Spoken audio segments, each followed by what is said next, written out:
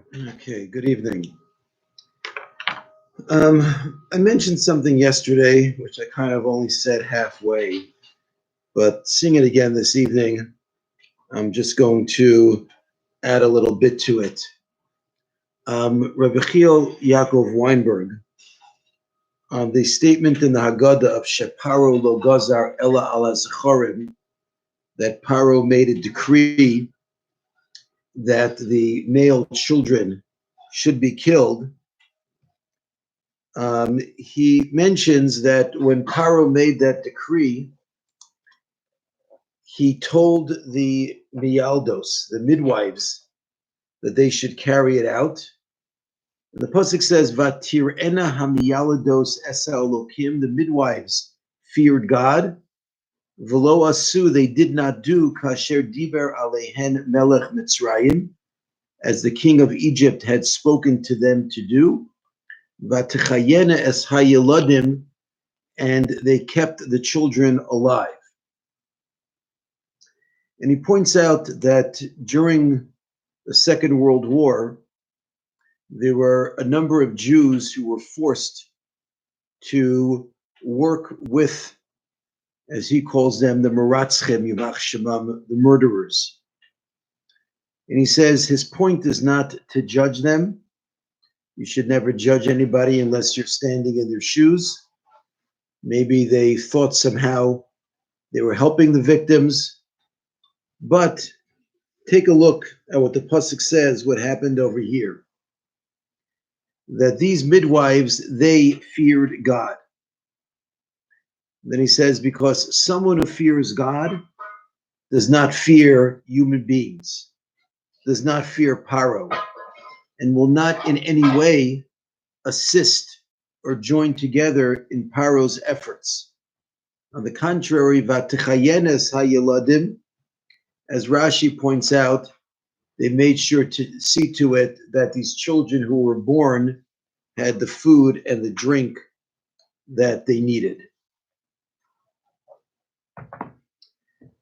Going back to the Arami Ovid Avi for a minute, in which, as we've discussed beforehand, Lavan has a negative spiritual connection to Bilam. And our sages tell us that he was called Bilam Shebola Am, because he tried to swallow up the Jewish nation by trying to destroy them.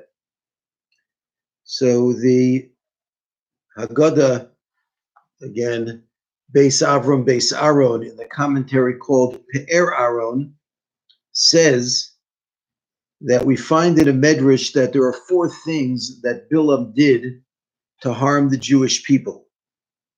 First of all, he was Lavan, who tried to destroy the Jewish people with Yaakov's family.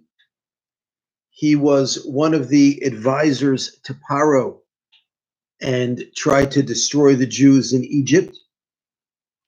After the Jews left Egypt, Bilam went to the nation of Amalek and incited them to come and attack the Jewish nation. And finally, right before the Jewish people got into Eretz Yisrael, he advised Balak, the king of Moab, to have the Moabite women seduce the Jewish men. So he says that this is alluded to in the name Bilam. The Beis stands for Balak, the Lamed stands for Lavan, the Ayin stands for Amalek, and the Mem stands for Mitzrayim, all of the different ways by which Bilam made attempts to destroy the Jewish people. We mention, you know what? Hold on one second.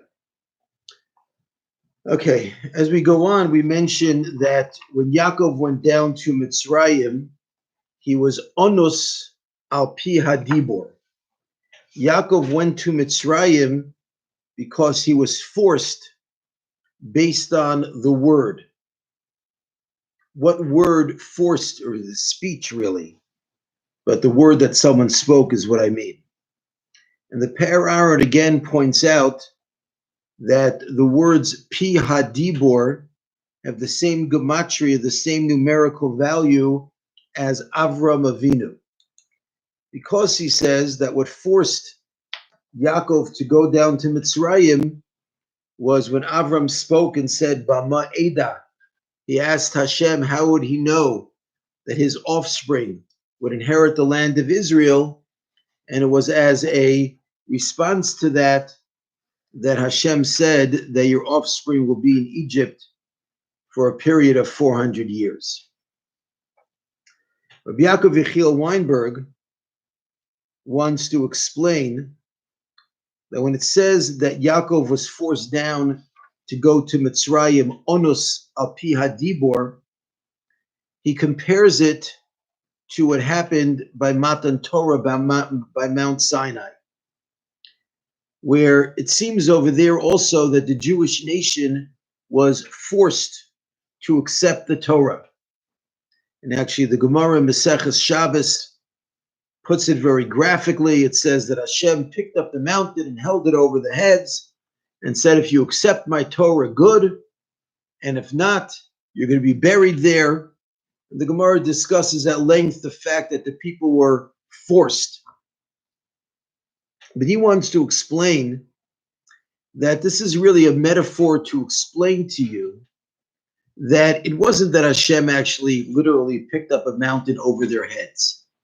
But it means that when they came to Mount Sinai and they saw Hashem's presence on the mountain, and they saw the sounds and they heard the sounds and the lights and everything that was going on, seeing such a sight gave them no choice but to accept the Torah. How could you possibly see all of that and not accept the Torah? So the situation in which they were just forced them to do something which they might not have otherwise done.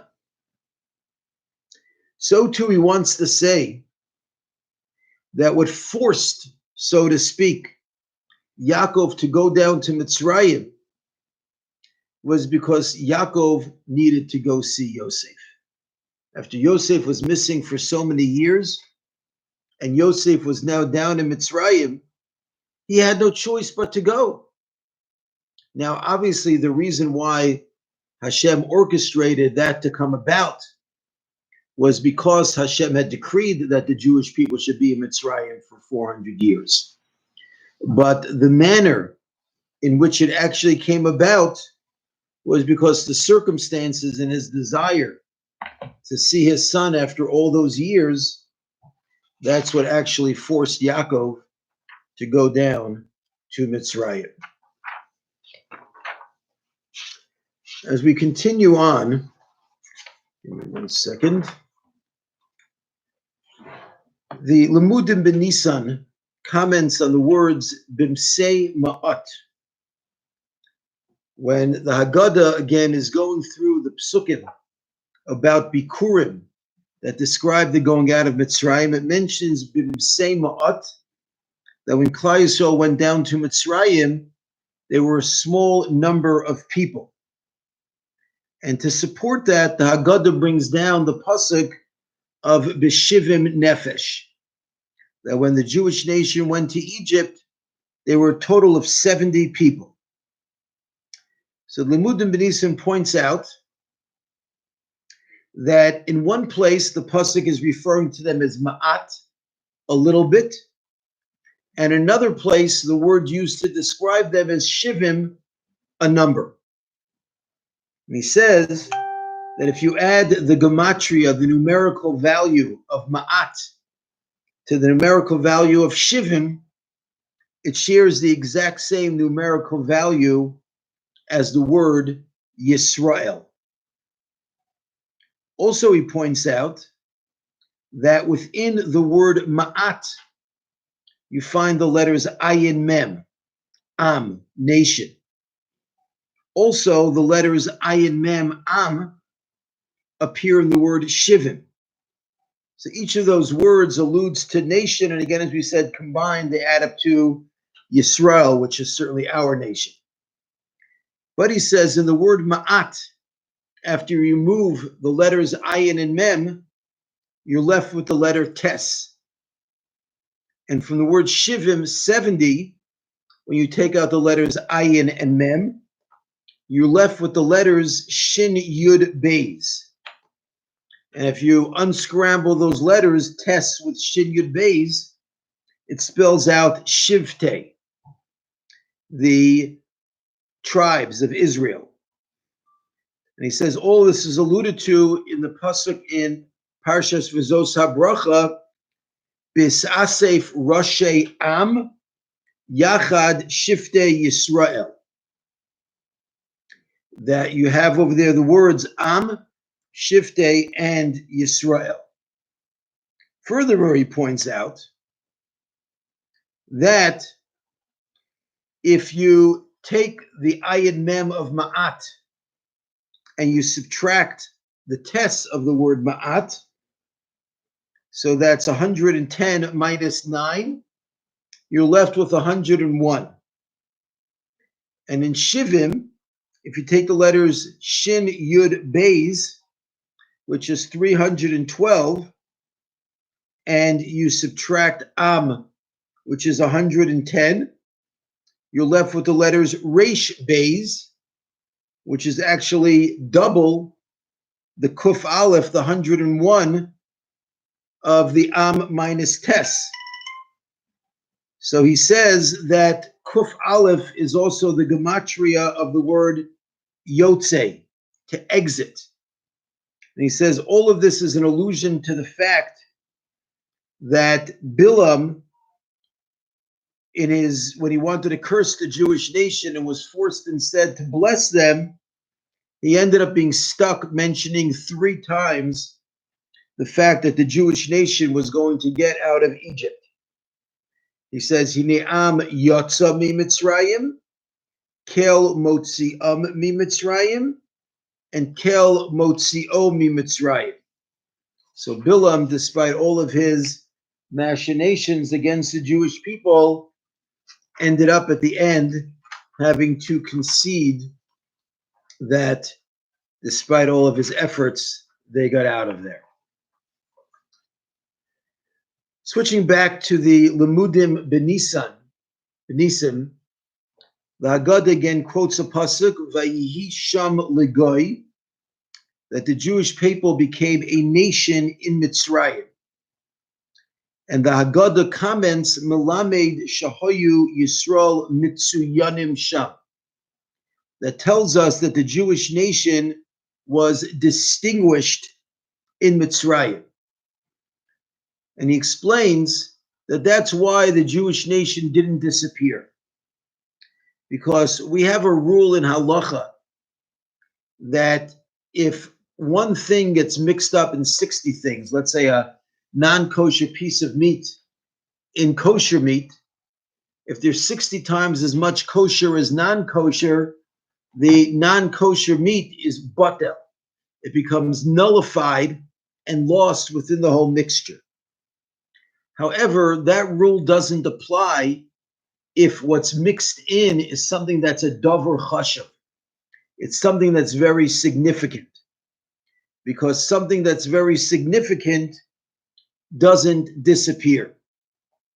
So he says that's the importance of the fact that the Jewish people were distinguished in Mitzrayim, because as a result, even though they were there and completely mixed up with the entire Egyptian nation, they ended up not disappearing. The Hagaddah then speaks about V'omer lach b'damayich chayi, v'omer lach b'damayich chayi. And Chazal explained to us that when it was time for the Jewish people to leave Egypt, the angels were kind of concerned. Why are you taking them out? They have no merits. So Hashem gave them 2 mitzvos to do in order to get out of Mitzrayim. The Korban Pesach, the Paschal sacrifice, and the mitzvah of bris milah, circumcision. And they had to do those 2 mitzvos in Mitzrayim in order to get out. Meaning, even though they didn't have the merit of all the 613 mitzvos, But as long as they did those two mitzvos, that would be sufficient that they would be able to leave. And he points out that Pesach, Mila, and Mitzrayim, all three together add up to the gematria, the numerical value of Taryag of 613. That even though they were really devoid of mitzvos, but what they did was considered by Hashem as if it was all 13. And the Gemara in Brachos says that even the Jews who are empty, even Jews who are not scrupulous about mitzvah observance, they're still full of mitzvos like a rimon, like a pomegranate. So the mitzvos, he wants to say that the Jewish people did in Mitzrayim, that was like the pomegranate, these mitzvos, because they were the empty people. And he wants to suggest that's why the Gemara says in Maseches Psachim that the custom was to roast the korban Pesach on a spit made out of wood from a pomegranate tree. And finally, he says that the word rimon, pomegranate, is twice the numerical value of the word Pesach, to allude to the fact that Hashem jumped over the Jewish people in merit of the two mitzvos of Pesach and Mila. Thank you very much for listening. Mir Hashem, we will continue tomorrow evening.